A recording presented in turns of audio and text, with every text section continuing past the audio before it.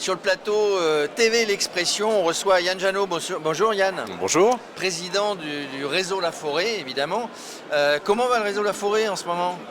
Le réseau La Forêt va bien, malgré l'année 2023 qu'on connaît, avec une contraction des volumes de vente. On est à 16% de volume de vente en moins en 2023 par rapport à l'année 2022. Des prix qu'on essaye de faire baisser, mais qui tardent à baisser. Et puis des obstacles dans l'octroi des crédits et dans la rénovation énergétique. Alors je voyais ce matin ou hier le ministre de l'économie qui disait on va essayer de faire quelque chose pour les prêts. Vous y croyez ? On croit toujours un ministre. Non, moi j'y crois pas trop en fait, puisque ça fait des mois qu'on nous dit qu'on va essayer de faire quelque chose pour les critères HCSF. Donc le HCSF dont le président n'est autre que Bruno Le Maire d'ailleurs. Donc un projet qui a été pensé à un moment où le marché immobilier était en surchauffe et qui a été mis en œuvre à un moment où la guerre explosait, l'inflation explosait également, donc de manière totalement contracyclique. Donc j'attends peu de choses quand même de ce qui va se passer au niveau HCSF. C'est sur le terrain, c'est sur le terrain qu'on voit et qu'on met en place les choses. On part quand même, pour revenir à ce que vous disiez, on part sur 2 années ou 3 années exceptionnelles avant la chute du nombre de transactions. On ne parle pas des prix, mais du nombre de transactions. Et 2024, vous le voyez comment ? Alors oui, on part d'années hors normes, 2019, 2021, 2022, qui sont les 3 seules années où on a approché ou dépassé le million de transactions. 2020, entre les deux, une année particulière, on se souvient tous, donc on sort de 4 années folles.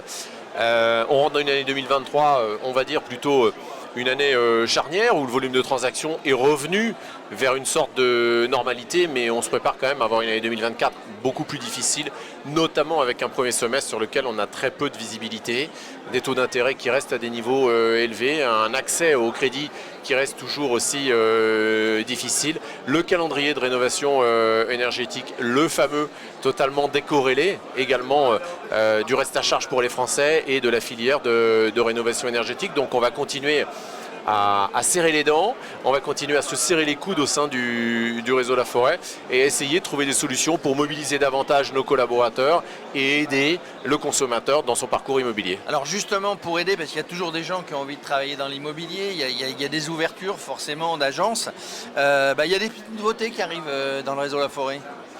Oui, il y a des petites nouveautés puisqu'on parle de rénovation énergétique, mais on s'est rendu compte chez La Forêt que dans plus de 80% des cas, lorsqu'on venait sur une estimation d'un logement, on n'avait pas ce fameux DPE et donc on avait des difficultés à parler de l'impact prix du DPE.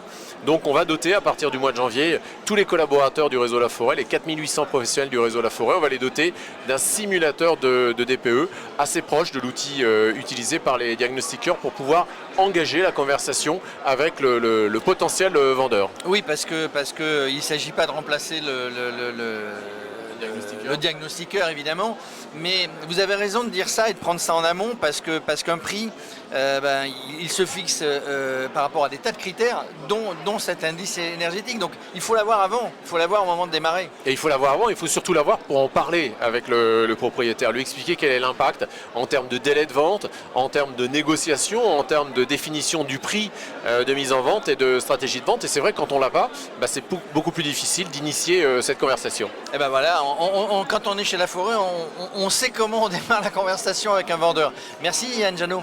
Merci beaucoup.